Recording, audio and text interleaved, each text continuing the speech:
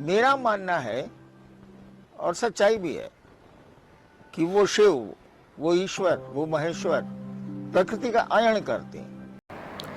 आने वाली 27 जुलाई 2024 को हम सबकी दीदी नीलम आनंद जी के जन्म दिवस पर क्या करें, साहब श्री के निर्देश क्या है, आइए हम सभी जानते हैं।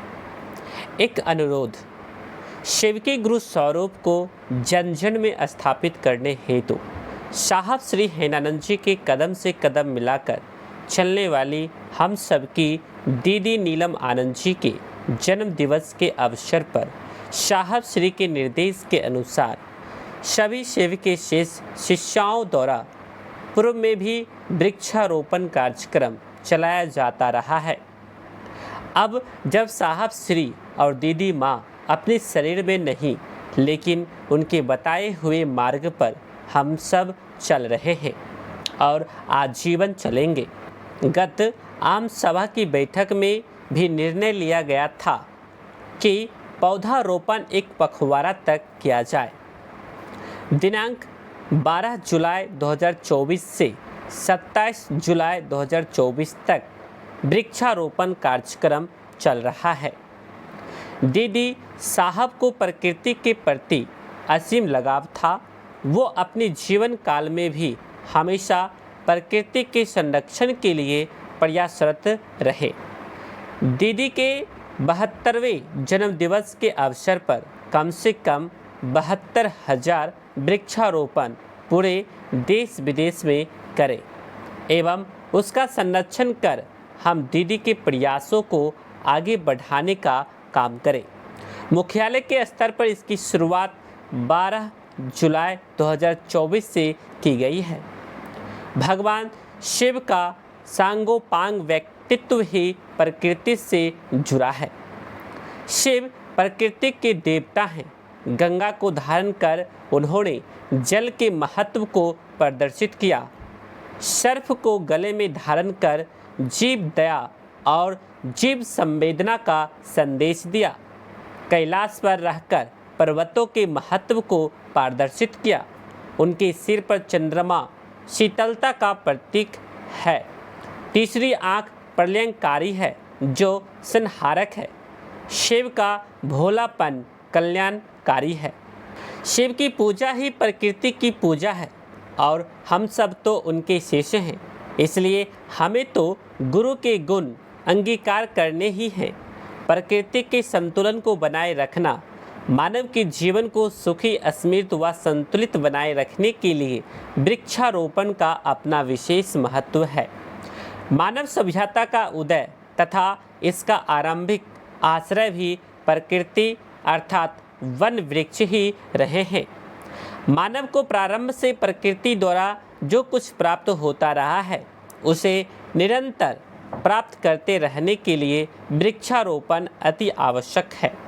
मानव सभ्यता के विकास के साथ जब मानव ने गुफाओं से बाहर निकलकर झोपड़ियों का निर्माण आरंभ किया तो उसमें भी वृक्षों की शाखाएं व पत्ते ही काम आने लगे।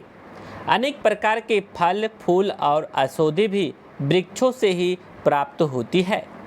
वर्षा जिसे हमें जल व पेयजल प्राप्त होते हैं वह भी प्रायः वृक्षों के अधिक होने पर ही निर्भर करती है।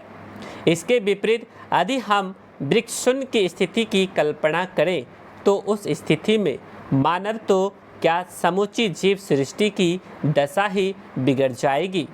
इस स्थिति से बचने के लिए वृक्षारोपण करना अत्यंत आवश्यक है तथा आप सभी से अनुरोध है कि पौधारोपण के साथ उसके संरक्षण की जिम्मेदारी भी उठाएं, अन्यथा आपकी मेहनत बेकार जाएगी। उतने ही पौधे लगाएं जितने की सुरक्षा और पोषण कर पाएं। मूलतः ब्रह्म रूपाय मध्यतो विष्णु रूपिणः अग्रतः शिव रूपाय असव्यय नमो नमः। अर्थात इसके मूल रूप में ब्रह्मा, मध्य में विष्णु और अग्रभाग में शिव का वास होता है। इसी कारण असव्य नामधारी वृक्ष को नमन किया जाता है। गुरु भाई बहन प्रकृति के प्रति अपने दायित्व का निर्वहन कर रहे हैं उसकी कुछ झलकियां इस वृत्त चित्र के माध्यम से आप सबके सामने रखा जा रहा है। साहब श्री अपनी वीडियो संदेश वृक्षारोपण के विषय में कहा है, आगे वीडियो में देखें। अपने बचपन से मैं आध्यात्म का शौकीन रहा हूँ, मेरा शौक रहा है आध्यात्म, और धीरे धीरे आध्यात्म के चलते मैं शिव से जुड़ता गया। मेरा मानना है और सच्चाई भी है कि वो शिव, वो ईश्वर, वो महेश्वर प्रकृति का आयन करते हैं। नारायण शब्द का भी यही अर्थ होता है, जो प्रकृति का आयन करे। नार माने प्रकृति और आयन है, नारायण शब्द का भी अर्थ यही होता है। तो प्रकृति की सुरक्षा, उसका देखभाल हम लोगों की जिम्मेवारी। और पेड़ कट जाने से, वृक्षों के कम हो जाने से जो स्थिति अभी गुजर रही है झारखंड बिहार में, तो देखने को मिल रहा है। बारिश हो ही नहीं रही। आषाढ़ बीत गया, सावन भी लगभग बीत चुका है। अब देखिए क्या होता है। तो हम लोगों ने सोचा कि कई वर्षों से, पिछले साल भी हम लोगों ने कोशिश की और पेड़ लगाए। इस बार हम लोगों ने सोचा कि मेरी पत्नी नीलम के जन्मदिन पर पूरे देश में या देश के बाहर हम लोग वृक्ष लगाएंगे। अभी तक तो पूरा आकलन नहीं आया है कि कितने वृक्ष लगे हैं, फिर भी करीब करीब 14-15 लाख वृक्ष हम लोग लगा चुके हैं, लगा रहे हैं, अभी भी काम जारी है। और गर्मी में तो लगा नहीं सकते, उसकी देखभाल कठिन हो जाती है। बारिश के मौसम में पेड़ बचते हैं, और इसीलिए हम लोगों ने इस अभियान को शुरू किया। और इसीलिए आप भी कह रहे हैं कि हजारों की संख्या में सड़कों पर लोग निकल रहे हैं वृक्ष लेके, और ये नारा दे रहे हैं कि सांसें हो रही हैं कम, आओ वृक्ष लगाएं हम। आपको तो मालूम ही है कि पेड़ों से ऑक्सीजन हमको मिलता है, और 24 घंटे में जितना ऑक्सीजन हमको आपको चाहिए उसकी कीमत बहुत ज्यादा होती है। एक दिन पानी की बोतलों पर हम लोग हंसते थे। मैं उस समय पटना में मजिस्ट्रेट था। हंसी आती थी हम लोगों को कि भारत में पानी बिकेगा क्या। अब स्थिति ये हो गई है कि बिना बोतल के पानी के न कोई यात्रा कर रहा है, न कोई चल रहा है। ये अब आवश्यकता में आ गया है वो बोतल का पानी। सोचिए, एक दिन हम लोग हंसते थे कि बोतल में भारत में पानी बिकेगा, और आज क्या स्थिति है। अभी हम लोग भी हंस रहे हैं कि क्या सिलेंडर में ऑक्सीजन भर के लोग चलेंगे। ऑक्सीजन तो हर जगह है, और पेड़ कट रहे हैं। आवश्यकता है तो कटेंगे ही कटेंगे, लेकिन लगाने भी उतने ही जरूरी है। अब सड़कें बननी है, घर बनने हैं, पुल बनने हैं, या जो भी चीजें बननी है, निर्माण होना है, तो पेड़ तो कट सकते हैं, लेकिन जितने कटते हैं उससे